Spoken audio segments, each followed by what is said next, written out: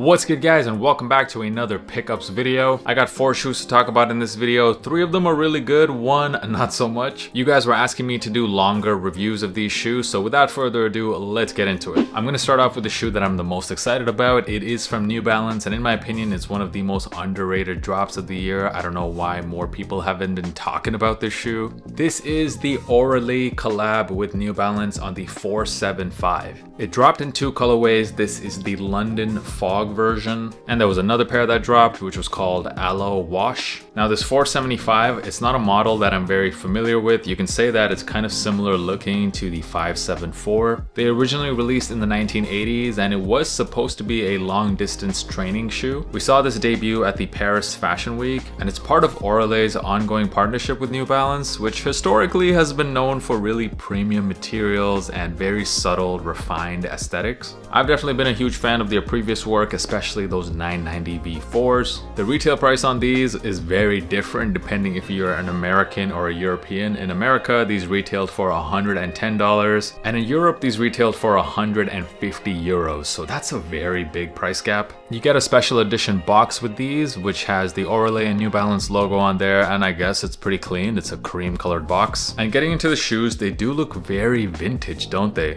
You got this very tonal color palette, shades of gray and brown, and the materials, they look faded, like they've been aged or left in the sun for a while, which in my opinion is just a very nice look. I've always loved the colors on all of the Auralee collabs. They never go for the bold colors. It's always subtle tonal variations, which make the shoes a lot more wearable and easy to style. Pretty nice materials on this for such a low retail price shoe. You got some very premium suede on the toe box and on the heel and the mid panels as well. This is a very soft feeling suede. And you got some mesh for breathability. 2 pairs of laces with this pair. They came with the standard cream laces and also some light gray laces, but I'm just gonna keep the cream ones on mine. Pretty much no branding on this shoe, which is very on brand for Orlay. You only have some branding on the insole. You have this EVA midsole as well, which is pretty standard cushioning, nothing too special. And then you have this aged looking outsole as well, which is very rugged, it's very grippy. I personally really like the way this shoe was styled on the different models on the campaign for this shoe. You can clearly tell that the purpose of this sneaker, the purpose of these very muted tones, is to be able to wear it with anything. And let's talk about sizing. So I have some really unfortunate news, guys. I got this in the wrong size because I thought that this shoe would fit a half size down for me, because on the 574s, the 574s fit quite big for me, so I ended up buying this shoe at a half size down. But it definitely feels kind of tight, and I should have gone true to size for sure. The size of the shoe from a width perspective, definitely hugging my feet a bit too much to the point where it's a bit uncomfortable. So I do think the right sizing for this is true to size, and that's honestly one of the worst things you can experience as a sneakerhead. I know it's a first world problem, but when your W turns into an L after you try on the shoe because it turns out you got the wrong size, that sucks. Unfortunately, the shoe is sold out everywhere. Very little chance I'm gonna be able to get my size. So what I'm thinking is, because the materials on the shoe are quite premium, hopefully it stretches out and hopefully this shoe gets a bit more comfortable over time, because I actually really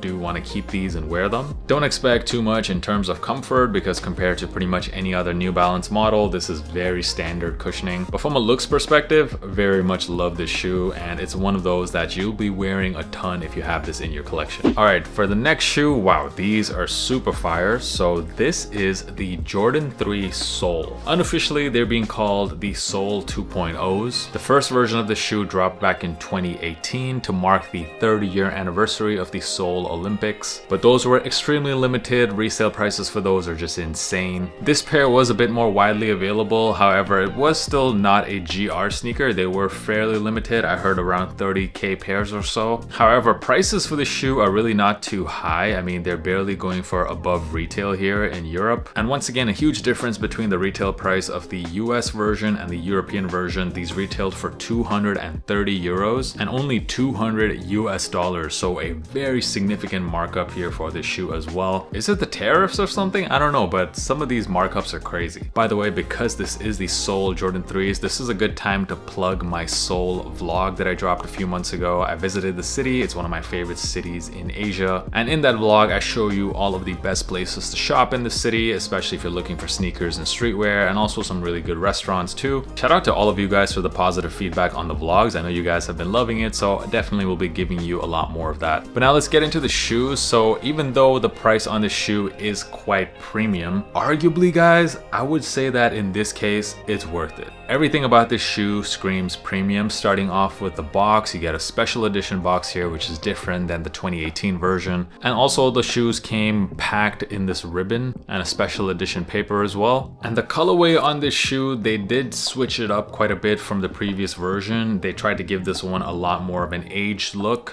And in my opinion, this is a much better colorway than the original. I'm sorry guys, a white outsole for me is always a no-go. Even though you could say that the midsole on this version is a bit too aged, like they could have toned down the saturation a little bit. I still think overall it's a much better looking version than the original. And when it comes to the leather, wow, the leather on this is really, really nice. Arguably the best leather we've seen on any Jordan pair this year. You can see that the edges of the leather are also painted yellow to give it more of an aged look. The elephant print as well looks very different on the shoe, as if it's also been aged. And you have some very nice suede, some nice hairy suede being used there. On the ankle collar, you have a bit of blue and a bit of red to of course match the South Korean colors. And the red on the ankle collar is also done in a velvet material, which once again just feels super premium. On the tongue of the sneaker, you have the, I'm gonna butcher this pronunciation, but the Taeguk symbol, which is of course the same symbol you see on the South Korean flag. And behind the tongue, you have these Korean words. On the left pair, you have the word gum, which translates to dream, and then on the right pair you have the word chung, which translates to bond or affection. The outsole on this pair also really nice with those blue and red South Korean colors. On the heel you have the Nike Air logo of course, and I literally just noticed this, but even the Air units on the shoe, the right pair has a red Air unit and the left pair has a blue one. When it comes to sizing, I got this pair in my true size, and I would say when it comes to comfort on the Jordan 3s, it always depends on the quality of the materials, the quality of the leather. Because the quality is so good on this pair, this shoe just feels really comfortable on feet compared to most other Jordans. No tightness in the midfoot, plenty of room in the toe as well. I'm wondering if it's like way too much room that I would even go a half size down, but I don't think so. I think true to size is probably going to fit most of you best. Only if you have narrow feet, I would maybe consider going a half size down. Honestly, these look really, really nice on feet. What a nice colorway. I mean, of course, it's great that it's an ode to South Korea, but just objectively looking at the shoe from a colorway point of view, I think it's such a nice looking pair of 3s. Do let me know in the comments, what did you guys think about this shoe? In my opinion, I think this might be the Joti. Well, it's between this or the Nigels, so that's debatable. Very quickly, if this is your first time here, make sure you hit that subscribe button. I'm dropping content just like this every single week, and I would really appreciate it. The next sneaker I'm going to talk about is definitely the one that surprised me the most out of all the shoes in this video, because I wasn't expecting to like it so much. This is the Nike Sacai Zegamadome. Sacai and Nike Collabs from a few years ago had the sneaker world in a chokehold. They were putting out absolute fire, and it's good to see them collab once again. They have had definitely a few misses here and there, but I think this one is one of their better collabs that they've done, because it is very consistent with a lot of their previous work. There's a lot of very similar design elements. The retail price on this pair is $180 or 180 euros, and it did release in 3 colorways in total. In my opinion, that gray pair with the hit of yellow is probably the best one. And this pair, the Sacai Zegamadome, is a hybrid sneaker, which is blending Nike's Zegama trail running shoe and also their Lava Dome hiking shoe, 2 pairs that I've never heard of before. And it features a layered upper. There's some bits of suede on here as well as mesh, and also some leather pieces on the mudguard. And you also get some signature Sacai details on the shoe, for example the double laces. You get some flat style laces on this pair, as well as these rope style bungee laces, which is definitely something hiking inspired. You also get the dual swoosh here. You can see an outline of a swoosh painted on top of the TPU swoosh, and it features a bit of a deconstructed look as well. You can see that some of the leather panels are not exactly symmetrical, and as we look at the heel, it has that very very exaggerated protruding heel, which you've seen on a lot of previous Sacai collabs. It features Nike Zoom X cushioning as well, so that was kind of the surprising part for me. It's quite a comfortable shoe. And then also, because this is a trail running sneaker, of course, you have a rugged Vibram outsole, making this a very durable shoe. And I guess this is a perfect shoe if you gotta attend fashion week in the morning, but then you want to go trail running later. For sizing, I got this in my true size, and for me, they are a perfect fit. Nothing to complain about, no discomfort. I actually find these to be very comfortable shoes. Hiking shoes to me are not really one of the best looking categories of sneakers out there, so I feel like something like this, if I were to go hiking a lot, I would probably want to wear something like this. Personally, I think these are slept on. I think these are sick. It's a nice design, it's well built. Yeah, these are good. And for the last shoe that I'm gonna review, now I'll be honest, I really only got this shoe just to make a review. I don't intend on keeping these, but I wanted to see what they look like in person. This is the Travis Scott Field Jaxx, and this is the Leche Azul, or the Leche Milk. What is it called? No, this is like the Leche Blue. The Leche Blue. This is another signature shoe from Travis and Nike, and from the jump, I thought that this model was just a bit weak compared to some of his other shoes. But I thought, you know, let me actually see these in person, and after seeing these in person, honestly, I'm still not very impressed. Both of his signature shoes so far, so we have the Field Jaxx and we have the CJ1, I believe, or the Jumpman Jack, that's what it's called. Is it really even fair to call these shoes signature models? Because they seem to me like just slight variations of existing Nike models. The Jumpman Jacks look just like the Nike Air Trainers, and then this pair looks pretty much just like the Nike Air Spiridons, except they've thrown a strap on top. And is it actually fair to say now that the Travis Scott hype with Nike is officially over? Because both of these two pairs, they're pretty much going for retail right now.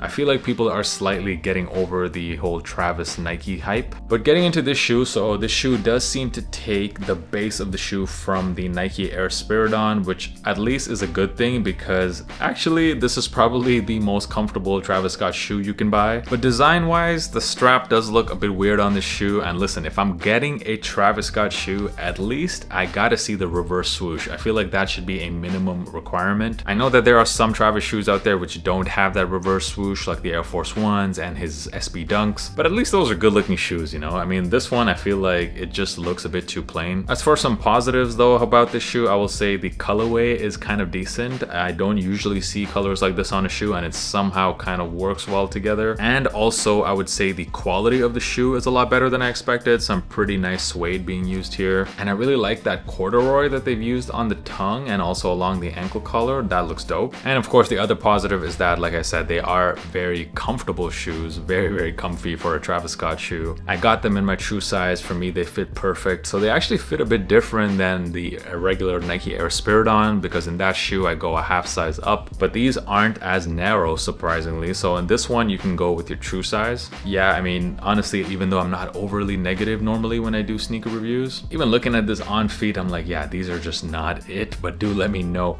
in the comments, what do you guys actually think about the Nike Field Jaxx? And also let me know, of course, out of all the shoes I reviewed in this video, which one was your favorite? Do not forget to hit that subscribe button if you haven't already done so. I'm dropping content just like this every single week. Give me a follow on my Instagram too. That's where I'm dropping content pretty much daily. And thank you guys so much for stopping by and for supporting my channel. I'll catch you guys in the next one.